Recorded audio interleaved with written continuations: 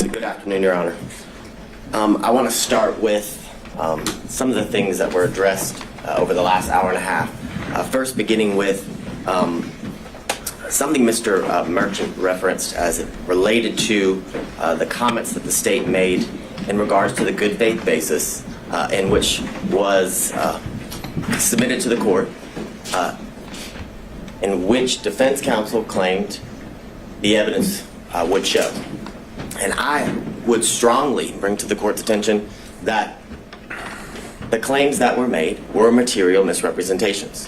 And what I will say to the court, and why I say that to the court, is because the representations that were made by counsel was that Miss Daisha Young, Miss Sonia Allen, Mr. Dexter Bonds, Investigator Hill, Investigator Green, Investigator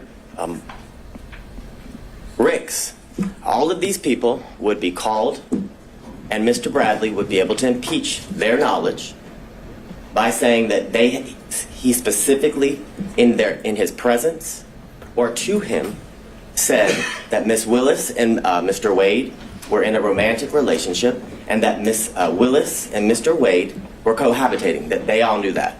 And I would submit to the court, we didn't hear from any of those individuals. Mr. Bradley impeached no one. And I say no one because he did not impeach Mr. Wade. In order to properly impeach a witness, you have to confront the witness with the specific statements. Mr. Wade, and you can look back at the YouTube of the entire hearings of the last couple days, Mr. Wade wasn't once confronted with a statement that he claimed or said, or that is claimed that he said to Mr. Bradley. The way you properly impeach somebody, you have to confront the witness. Here would be Mr. Wade, and once he makes a statement that you believe to be inconsistent, and you have a witness who can prove that inconsistency, that's when you call that witness. And when Mr. Wade was on the stand, not once was he asked, did you tell Mr. Bradley this in a confidential conversation in your conference room that was not covered under attorney-client privilege? That was not asked.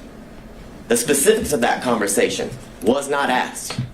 So any testimony that Mr. Bradley testified to is impermissible. It is improper impeachment because they did not confront Mr. Wade with it. So that's where the state would begin with the comments that Mr. Merchant made about me referencing his wife as lying. I never called Ms. Merchant a liar. I never used those words. I don't know why she made the material misrepresentations. It could be because Mr. Bradley lied to her. I don't know the reason. But I can submit to the court that those were material misrepresentations that were made to this court on the day a few Mondays ago, as everyone was arguing the motions to quash certain subpoenas.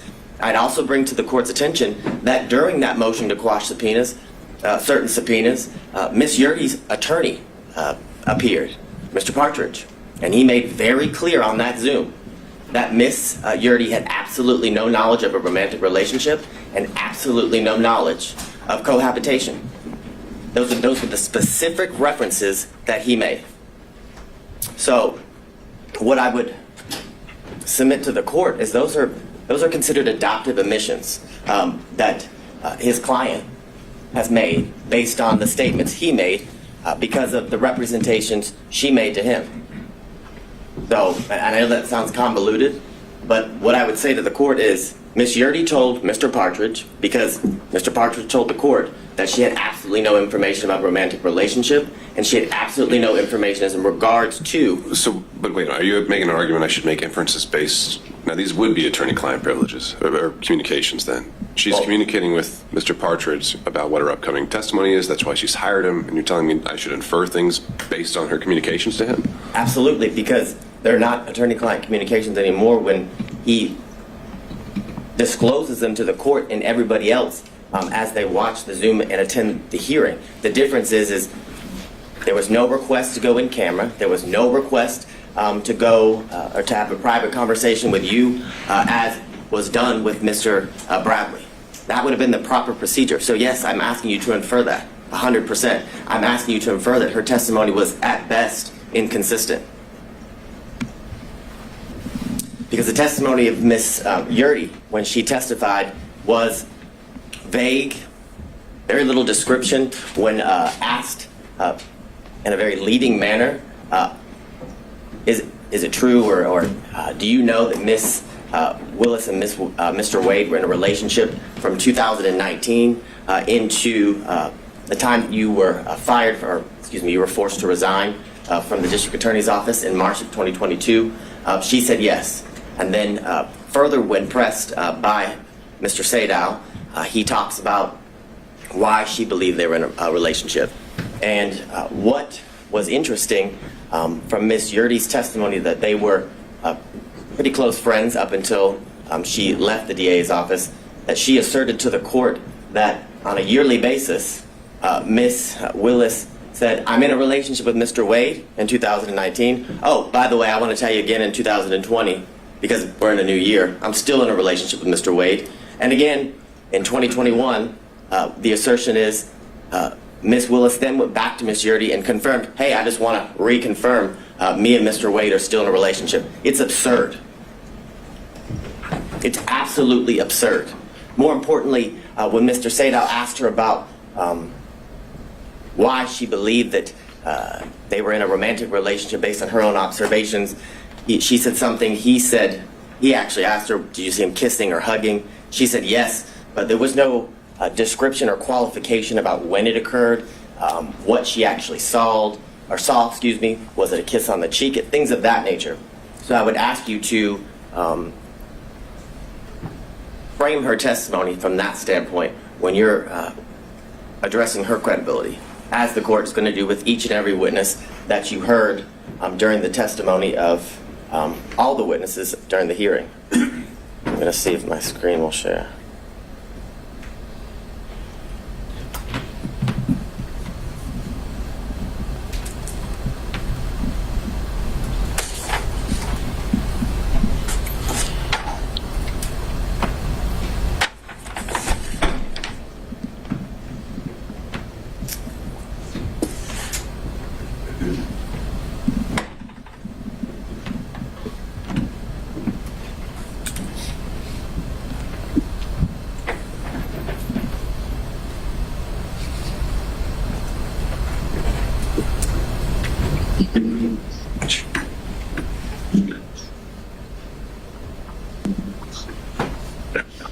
Now, I want to talk a little bit about the standard and the burden here in this instance as it relates to defense counsel and the claims that they have made in the motion to disqualify.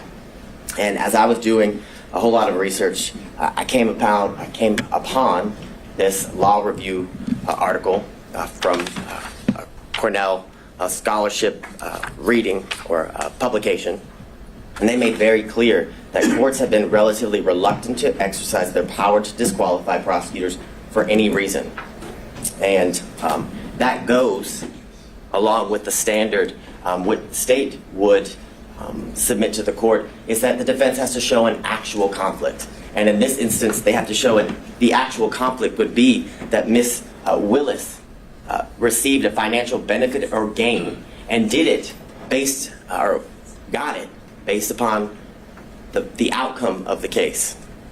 It doesn't make any sense. It makes absolutely no sense. And during the 3 days of the extensive testimony of all of the witnesses and the prolonged examinations of the witnesses by multiple defense counsel, they still got nowhere. We're in the same position we were in on Monday. The same assertions that were made on Monday have no answers today as we're before Your Honor. They were not able to provide any evidence as to, or to the contrary, of Ms. Willis and Ms. Wade's assertions of when their relationship began. There's absolutely no evidence that contradicts that the relationship did not begin later than or around March of 2022, Your Honor. I'd further submit to the court, because of this failure, that their assertion or their request that, one, the indictment be dismissed. There's absolutely no evidence that the defendants in this case, their due process rights, have been harmed in absolutely any way. There was zero evidence, not a single shred of evidence was produced through any of the exhibits or the witness testimony showing how their constitutional rights, their due process rights, were at all affected by the relationship that began in March of 2022 with Ms. Willis and Mr. Wade. And because of that, the motion to disqualify should be denied, and Ms. Willis as the District Attorney of Fulton County and Mr. Wade as the Special Prosecutor assigned to this case should be allowed to remain on this case and continue to prosecute the case to the end, Your Honor, until the trial is set by the court and is to begin. Now, the issues, obviously, you've heard a lot from defense counsel as to what the issues are for you to, I guess, determine. And here would be the state's contention is that you must find that there's an actual conflict if you were or are to come to the conclusion that you should disqualify Ms. Willis and the District Attorney's Office. And looking at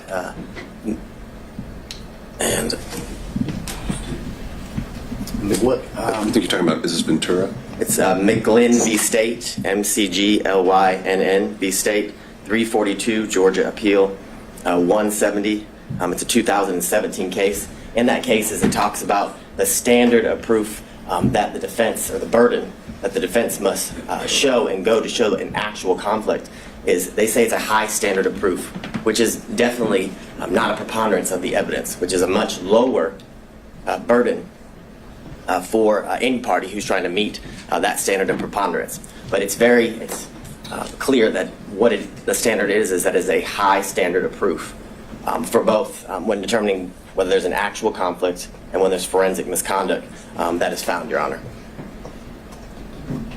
And I want to go through some of the cases that defense counsel has referenced, that they argued here today and in their filings. And I guess the bright line standard, or the standard and the grounds for which disqualification is appropriate for Your Honor to be determining in all of the cases as it relates to disqualifying the elected district attorney, is that you either find that there's a conflict of interest or that there's been some sort of forensic misconduct. Those are, I guess, the two areas that Your Honor that is in your purview when you are looking to resolve an issue regarding disqualification. Now, in a recent case, Lee v. State, which is 224 Georgia, Lexus 31. It's a February of 2024 case here out of our appellate courts. And in that case, Justice Pinson wrote that a trial court did not abuse its discretion by failing to disqualify an assistant district attorney absent an actual conflict of interest. And that is the case that was ruled on by the Georgia Court of Appeals about a month ago, Your Honor. Now, the cases in which defense counsel has relied on in their briefs and here today, I would submit to the court the cites are misleading, are inapplicable, and some of them actually support the state's position. And what I would say to you is that the defendants, in many instances, combine language from the multiple cases and kind of what I would say is misstates the law as it relates to what the law or what is required in order for an elected district attorney and their office to be disqualified. And what I would submit to the court Let's go back to that. Show me how. Yes. Show you how. So I think the first one they cited was Battle versus the state. Certainly a conflict of interest or the appearance of impropriety can be the grounds of disqualification. Well, there are a number of these cases that seem to exclusively rely on the appearance of impropriety. right. So they acknowledge that there's some ambiguity here, that sometimes Whitworth gets cited to Ventura, and we've got this quote that comes up where it's just they only cite to an actual conflict that must be involved. They acknowledge the ambiguity. You're saying there's no ambiguity whatsoever. I am saying that, and why I am saying that, why I would submit that to the court, is in all of those cases, they do reference the appearance of an impropriety, but they reference that because they also find there's an actual conflict in each one of those cases. So your position would be, your review of the case law, there's never been an appellate opinion that relied only on an appearance of propriety. As it relates to a prosecutor or district attorney, yes, that is what I'm saying. What I would say is, in those cases, they do reference the fact that there is an appearance of impropriety, but they reference that fact because when you have an actual conflict, there's always an appearance of impropriety. And those are what those cases stand for. And I guess that is the main example of what I reference as they kind of combine the language from separate and different cases and tell you that the standard is an appearance of impropriety. And I would submit to the court that is not the standard. And in my first reading, like Your Honor, I did notice that the cases each reference the appearance of impropriety, but also that appearance arose from the fact that the court found an actual conflict in each one of those cases. So I won't belabor the point in going through all of the cases that the defense had cited, but what I would submit to the court in reading those cases is that I found that they kind of fell into 5 categories. That some that didn't concern disqualification at all, some that determined or that were about, I call it divided loyalty, which is a conflict that arises from becoming a prosecutor and then having represented the defendant prior to becoming a prosecutor, and then whether there's an actual personal interest in the outcome, and then others talk about whether the defendant was denied a fundamentally fair trial at the conclusion and of the case after conviction.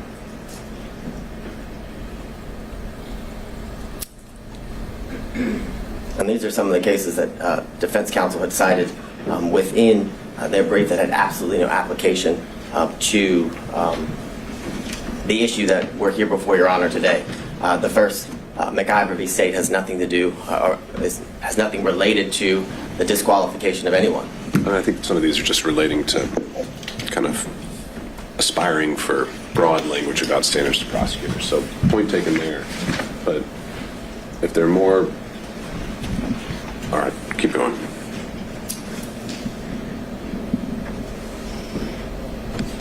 So as it relates to one of the cases that was referenced here earlier and is also referenced in some of the briefing by defense counsel is the Regency v. State, which is 287 Georgia 542, and all of the cases that fall under this, what I would call category, is about a attorney who formerly prosecuted a defendant in I guess the same type of case or the same case or similar charges, and that would be why the courts found that disqualification would be necessary because of the relationship that existed between the former client and the now person who's being prosecuted, Your Honor.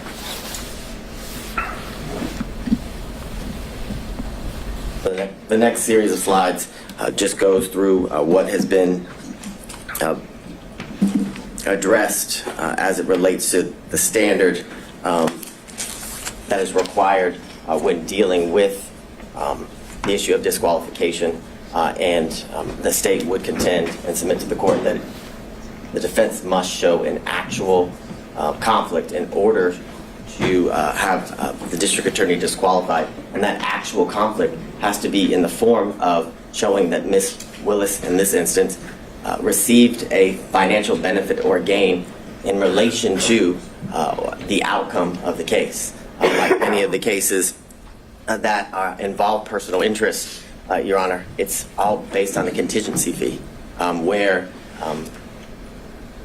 how much they're paid, or a bonus, for example, is dependent upon the outcome of the case. That's how one is to show that there's a personal interest in the case. We have none of that here. And I would submit to the court, we have absolutely no evidence that Ms. Willis received any financial gain or benefit. The testimony was that Ms. Willis paid all of the money back in cash as related to the trips, and if didn't pay back in cash, it was All right, let me explore this one a little bit. So, in addition to you're saying it's only an actual conflict, are you also saying that it's only if a financial interest is affecting the final result, the outcome? That's the only one we should be worried about, or is it that the prosecution as a whole is what we should be looking at in terms of a stake? So what I'm thinking of, I'm just going to try and come up with some hypos here. What if ADAs are given a bonus for every motion to suppress they win, $1,000 per Fourth Amendment claim they win? Well, now they've got an incentive, if one of their officers is lying, not to tell you about it, because they want to win that motion to suppress. But maybe that doesn't affect the outcome, because you can win a motion to suppress or lose it, and that doesn't decide whether it's going to be a guilty or not guilty verdict. But doesn't that affect the prosecution of the case, if not the outcome? Yes, I would definitely agree that that would be an instance where disqualification would be necessary and appropriate, because it's a situation that involves a contingency fee, and I would submit to the court that it actually does end up affecting. It could, based on how important the motion to suppress is, right? Correct. But if it's some immaterial, I don't know. But I guess, so you're saying it's maybe not so much just whether it's a guilty or not guilty dismissal, no pros at the end of the day. It is actually the conduct of the prosecution that should be looked at throughout the course of the prosecution. Correct, as it relates to how it affects the prosecution, which I would submit to the court ultimately is going to affect the end outcome of the case. If you have a contingency fee based on winning, or how, if you win a motion to suppress and if you win, you get, a bonus, as Your Honor referenced. I think that is ultimately going to affect the end outcome of the case, because, as Your Honor just said, if there's an instance where an officer is lying, or where there isn't a good faith to go forward with that motion, the prosecutor would go forward with regardless, because of the contingency fee, which not only affects the prosecution at that point of the proceedings, but ultimately is going to affect the entire case, because if they were to win a motion to suppress, or I guess the motion would be denied and the evidence wasn't suppressed, knowing that they didn't have a good faith basis to go forward affects the ultimate outcome of the case. So I think it's twofold, as Your Honor has referenced. I think it's at that part of the procedure or the proceedings would definitely qualify for a reason necessary to disqualify a prosecuting agency, but ultimately that action during the procedure will lead to the ultimate outcome of the case being or hinging upon a contingency fee like the ones in the cases referenced by counsel and the state that are on the screen. So getting into the language again, what you just had up there with greater amusements and amusement sales. Greater amusements is one of those. You refer to the appearance of conflict as dicta. Why do you think that's dicta? I think the quote from that one is, it guarantees at least the appearance of a conflict of interest. Why is that dicta? It seems very central to the holding in the case. Because I don't disagree with Your Honor, but in that case, an actual conflict was found, and the appearance. They didn't find that. I would disagree with Your Honor. My reading of the case is that an actual conflict was found, but because of that actual conflict, an appearance of impropriety was seen, and that's the reference, or why the state referenced that case in relation to the argument that an actual conflict is required.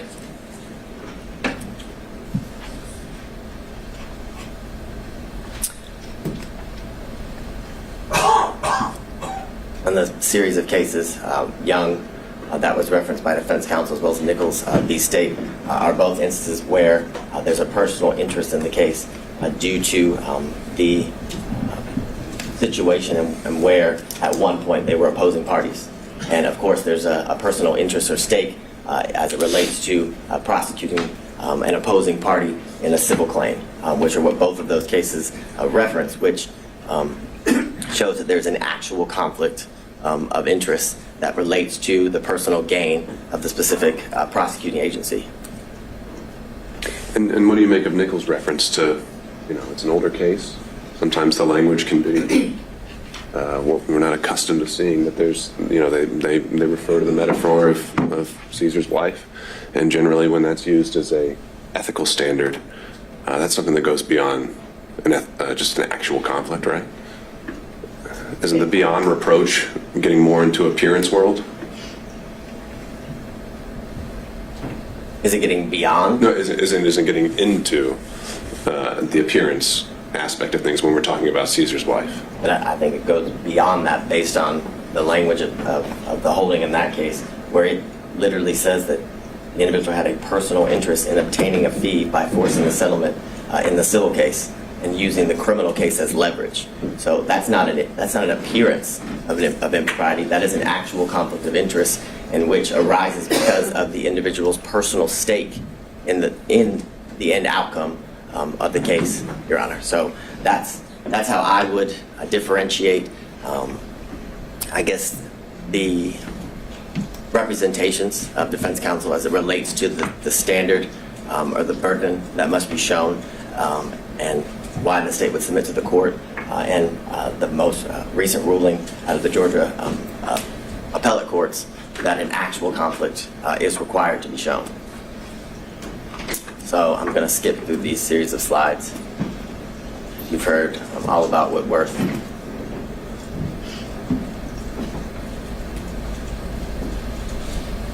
So I go back to what we referenced earlier, what's been referenced by all parties, that the grounds in which a district attorney can be disqualified is where a conflict of interest is found, and where there's forensic misconduct that is found. Those are the two grounds that are to be, I guess, are within the purview of the court as it relates to the issues here.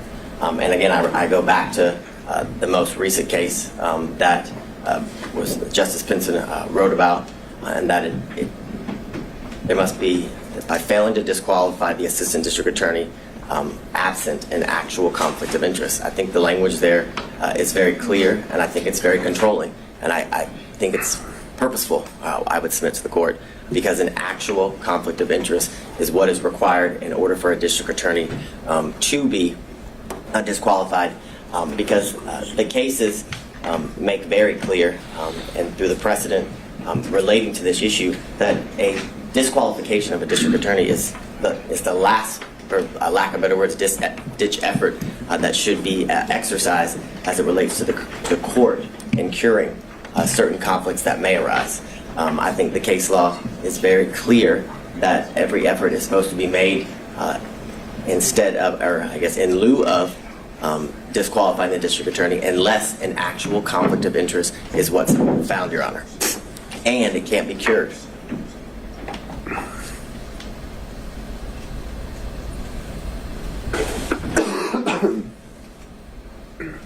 So what I would reference to the court, as was brought up earlier in Lyons v. State, 271, Georgia, 639, a 1999 case where it talks about a theoretical or speculative conflict will not impugn a conviction, meaning that speculation, conjecture, things of that nature, assumptions are not enough for anything to arise to an actual conflict. And what I would submit to the court as well, that goes to the fact that what it has to be shown is an actual conflict.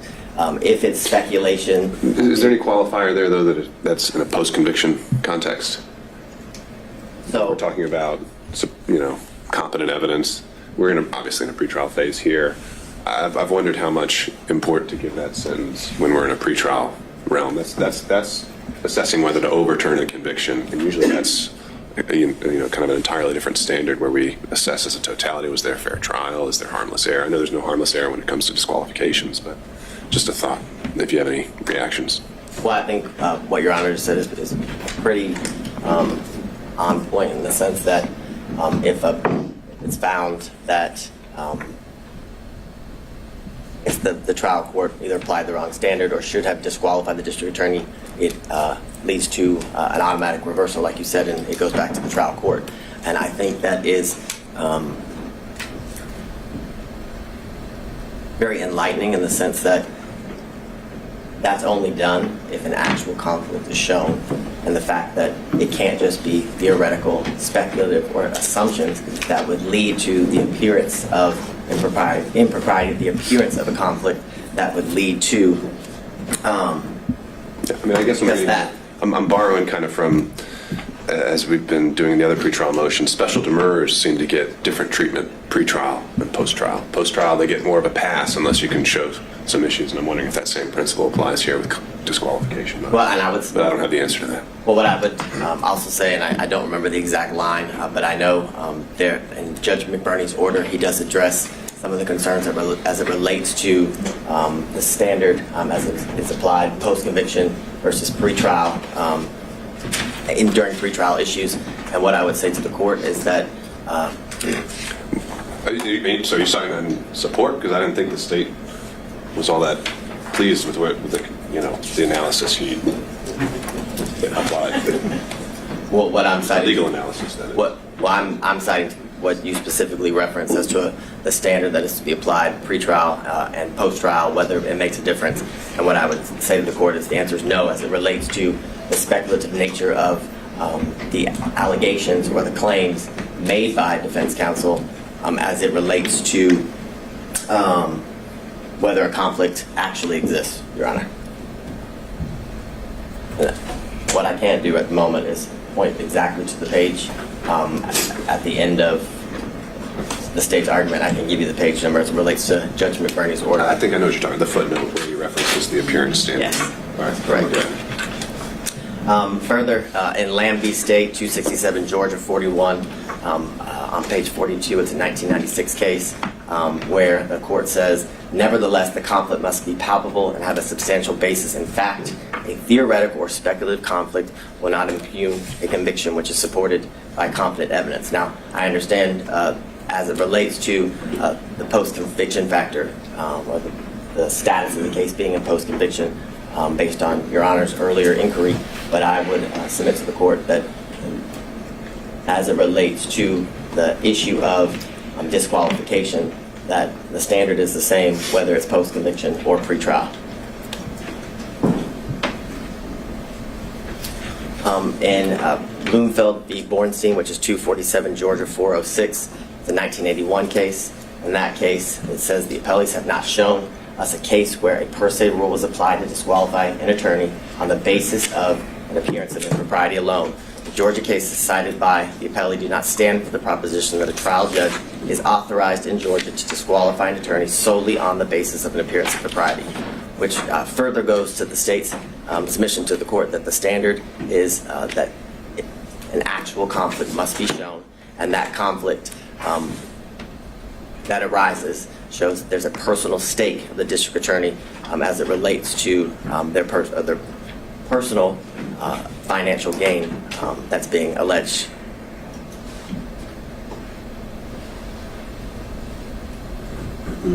So in the case that's been referenced by all parties here today, Whitworth v. State, 275 Georgia, Appeal 790, 2005 case. In that case, it says Whitworth's complaints are largely based on speculation and conjecture.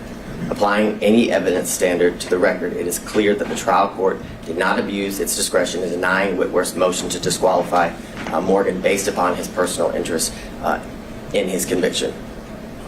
Aren't we past the speculation and conjecture aspect of this, though? I mean, the original and the core of the financial allegation is that there is a relationship and that money has changed hands. There's maybe still an open question of where the ledger stands, but I think it was conceded that that balance could run in one way or in the district attorney's favor. Is that contested? Yes. What's not contested is that a relationship did develop between and that purchases were made back and forth. That's the state's position. That is the state's position, but they were made back and forth. The purchases were made back and forth, either to equal the money that was spent by one party or the other, and if that wasn't done, cash was exchanged in order to equal the costs that were paid by either one of the parties. Right, but that's a facted issue, whether it was split even or whether it goes a little bit one way or another, or whether it's all the way $10,000 one way or another. That's a fact and issue as a result of the hearing, but it's no longer just the theory that money changed hands is no longer speculation or conjecture. Well, I agree that money actually changed hands is not speculation and conjecture, but whether that money that changed hands had any financial benefit or gain to the district attorney, that is all speculation and conjecture. I would submit to the court. Absolutely all speculation and conjecture to harass and honestly embarrass the district attorney based on some of the questions that were asked that had absolutely nothing to do with the proceedings that we were here. For example, the lien on her alleged house. That was highly irrelevant, had nothing to do with the proceedings and the exchange of money between the district attorney and Mr. Wade. And the point of that line of questioning was to, again, embarrass and harass the district attorney in a way that was very public, and in a way that was to impugn her character as it relates to that line of questioning in front of the court, in front of anyone watching the proceedings as it unfolded. And the language in Whitworth, I would again submit to the court, requires that an actual conflict must be shown, which is why the reference to speculation and conjecture is again referenced, because speculation and conjecture leads to or equals an appearance of impropriety, not necessarily an actual conflict, which I submit to the court is what is required based on the case law.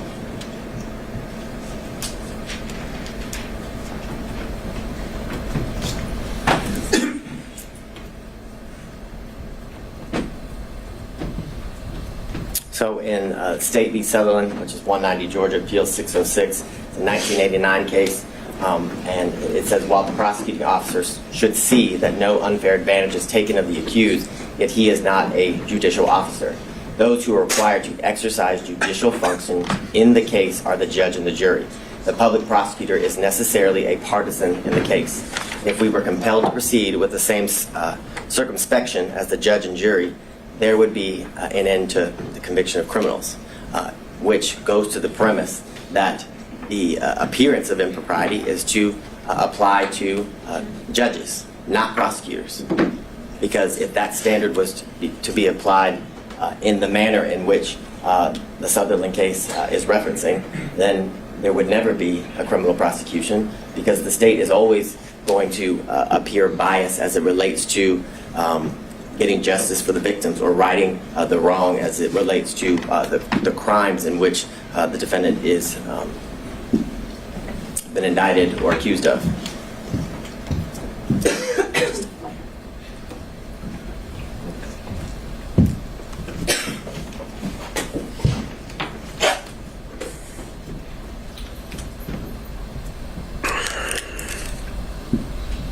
So I want to move into I guess the evidence that Your Honor saw and heard during the last couple of days, 3 total days of testimony as it relates to the witnesses. You heard from Ms. Yurdy, who the state would contend is a disgruntled former employee. You heard from Terrence Bradley, also someone who is a disgruntled former partner. The text messages in the state's opinion show that he is vengeful. You heard from his own testimony here sitting before the court that all he did was speculate, and any information that he had and garnered and then passed on to Ms. Merchant was mere speculation. I believe he said that over and over again when asked if he had personal knowledge. My recollection is around 15 times he said he had absolutely no personal knowledge of a romantic relationship between the DA and Mr. Wade. You also heard from the special prosecutor, Mr. Wade, a former judge. You heard from the 80th governor of the state of Georgia, Roy Barnes. You heard from the first female elected district attorney of Fulton County, and you heard from her father, who was a 40-plus year practicing attorney in good standing when he left the practice of law. And what I would submit to the court is that Ms. Yurdy's testimony was nothing more than inconsistent at best. Based on what I referenced to the court earlier as it relates to the representations that were made by her counsel prior to. Are those in evidence? Would his responses during a motion to quash, which weren't subject to cross-examination by defense attorneys, weren't even part of the evidentiary record of the hearing? Again, I'm just kind of puzzled by that. You didn't ask the question of Ms. Yurdy, what did you tell your attorney before coming here? And then we could have dealt with privilege issues and whatever else. I would agree with the court. It's not an evidence, but it was a statement by an officer of this court to the court during a hearing related to her testimony and how we would proceed with her testimony in this hearing. But it's clear that what was represented as to why she would not have, I guess, be an appropriate person to testify was that she had absolutely no knowledge of the romantic relationship. That was the basis of why her counsel was saying that she shouldn't have to testify, that she shouldn't be So then compelled by under the that court. theory, if accepted, where did the incentive arise between Monday and Thursday for her to completely change things around? Where did the incentive So arise? she was fighting so hard to avoid if we're going down that road you proposed, she was fighting to have not to come in here and testify at all. And then she comes in here and testifies. Why would she have testified the way she did if she didn't want to testify so strongly? If we're going down this road of trying to just gauge her interests and these kind of things, I don't know if I'm quite following that theory. And I can appreciate that, but I would say the reason she didn't want to testify, I would submit to the court, is because this is an incredibly public forum where she would have to testify against a former friend and a former boss. And I think the change, I wouldn't qualify it as an incentive. What I would qualify is ultimately when she was forced to testify, right, a motive and a bias as to why she testified in the manner in which she did. When asked by Ms. Merchant as to the reasons for her leaving, she kind of danced around the issue. And then as Ms. Cross asked her about whether she resigned or forced to leave, she was fired, she came out and said she was given the choice: you can either resign, but either way you're leaving. You're fired, or you can resign in a manner in which she wouldn't be officially fired and when she's trying to get future employment and things of that nature. So I would submit to the court that there's absolutely no incentive. An incentive is not why Ms. Yurdy's testimony changed, or the state would contend her testimony changed, but it was the reason she testified the way she did was because of her bias towards the DA, which gave her motive to what the state would contend is be less than honest before the court. And I would. But if we're going to draw inferences based on her fighting the subpoena, why would she have fought it if she had such a bias and wanted to say these untruths? Because she didn't want to come on national television and have to be exposed to the things that, well, I don't know anybody who wants to testify before a court in a normal trial, a normal proceeding, but one of what I would qualify in this high-profile nature, where everybody would be able to watch and learn what she has to say as it unfolds in the courtroom. And I'd further submit to the court there is reference to she left the DA's office in the text message that were submitted in, I believe, what is it, Defense Exhibit 39, that it's because she released confidential information in the DA's office, from the DA's office, that led to her firing, that she wasn't. And I know I'm just because it's more conversational, which I appreciate. I know I might be getting you off script, so I don't want to use up all your time if you need to get through some other things. Next, Terrence Bradley, and I believe the one thing that the state and defense counsel can agree on, that he was less than honest at times during the proceeding and during his testimony. He, when pressed or asked by Mr. Sadow why he was fired, he basically chalked it up to a dispute between partners. in a business. But when pressed by Ms. Cross, it was clear that that wasn't the reason. And what I would submit to the court, what has been referenced by defense counsel as baffling as to why the state would go into such a topic area. The state, as all counsel has when appearing before the court, has a duty of candor. And when Ms. Cross knew she was going to have to cross Mr. Bradley, she knew he lied. And she had a duty of candor to the court, in the state's opinion, to expose that. More importantly, it goes to his credibility and the statements that had been represented by defense counsel that he allegedly had made in the past. So it was important to bring that to the court's attention, because when a witness is testifying, the court is assessing their credibility and determined whether to believe the veracity of the statements made by the witness or not. So that is the most important factor when determining whether somebody is telling the truth or a lie. Furthermore, he reluctantly, when pressed, finally admitted that he paid off the assault victim. Eventually it started with an escrow account, led to he did pay off the victim in that case. He testified over a span of 3 days, and like I referenced to the court, he must have said 15 times that he had no personal first-hand knowledge as it relates to the relationship between Ms. Willis and Mr. Wade. More importantly, when pressed by counsel, he could not pinpoint a time in which he knew that the relationship occurred.